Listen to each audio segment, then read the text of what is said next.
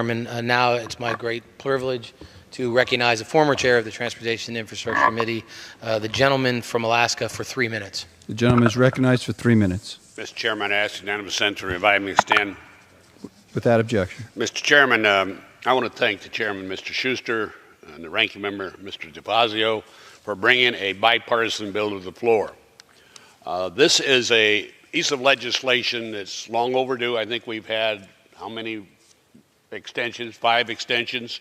This bill is needed for air traffic, and as everybody knows in this room, you take Alaska, which is 2.5 size of Texas. We don't have any roads. We have air travel. Everybody travels in Alaska probably more than you travel in your car by airplane. So this bill handles a lot of the problems in Alaska that we have been addressing through the FAA, which plays a major role. Number one is Essential Air Service.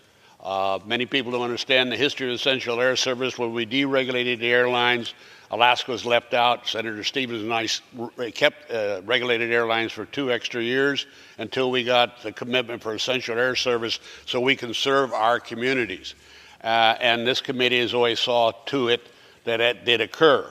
Now, it has been used in other areas of the rural areas of America, and I understand that need, and there will be an amendment to do away with Essential Air Service. And I hope all of you will vote against that. It's crucially important to my state. We have another small issue that has come up, and I want to thank the chairman again, is lithium batteries. These are talked about. We just talked about the ranking member. But in my state, again, we don't have highways. We can't truck things. And so a air carrier that has no passengers can transport lithium batteries. And they were not allowed to do that under a law of the toxic transportation clause in our law, so they can't do it.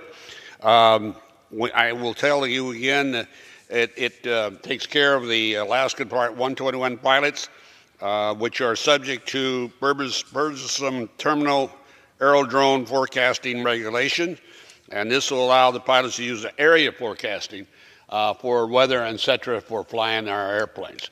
This is a good bill. I'm really proud of what Mr. Schuster's been able to do, Congressman Schuster. Congressman Lobiondo, I believe this will be his last bill, working on something with this significance for the United States of America. We do have a great air system. I will say that it has worked. It is working, and I'm quite proud of the people that work for the airlines. And I will only make one suggestion in closing, Mr. Chairman, is that I'm a little concerned about some of the airlines making the spaces a little bit more narrower, less leg room. And I think, frankly, when you have less leg room, you have safety problems.